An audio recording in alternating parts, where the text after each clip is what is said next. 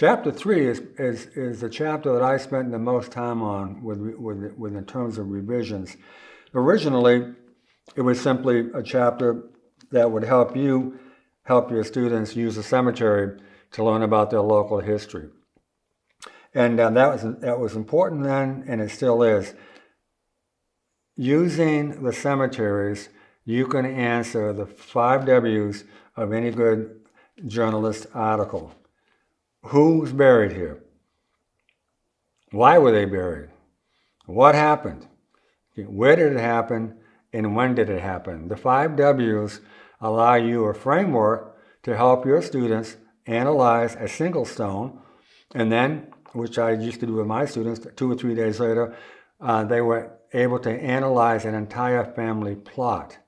Now, I was fortunate teaching in Rye, New Hampshire, because it had 35 and probably more local family cemeteries, as well as the central cemetery in the center of town. So there were lots of gravestones for my students to investigate and to analyze.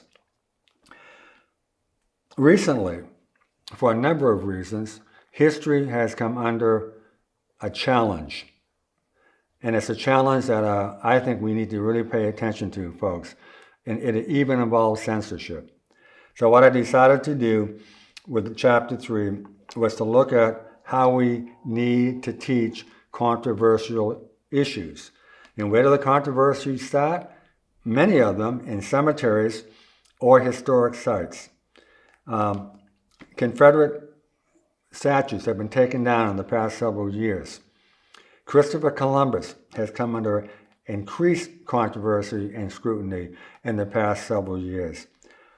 Just recently, the United States Postal Service, against its own laws, have hidden, or covered up, 16 murals that were painted during the Great Depression. And so it becomes, I think, an important purpose for us as social studies teachers and history teachers to learn how to teach controversial issues so we don't get in trouble and our students have the benefit of teaching some hopefully accurate history.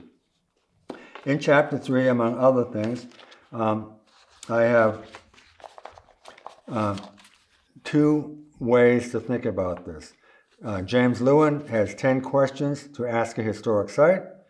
When you take students on a field trip, for instance, they're going to get a point of view from the docent or the guide or whoever is conducting the activity.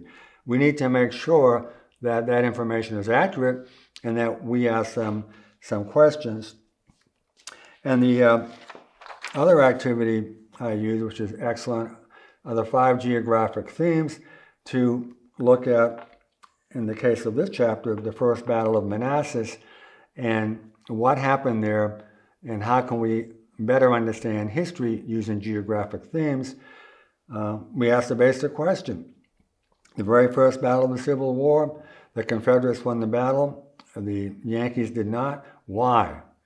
Well, the 5 geographic themes, particularly the themes of place and movement, give us an excellent framework for understanding that particular historic site.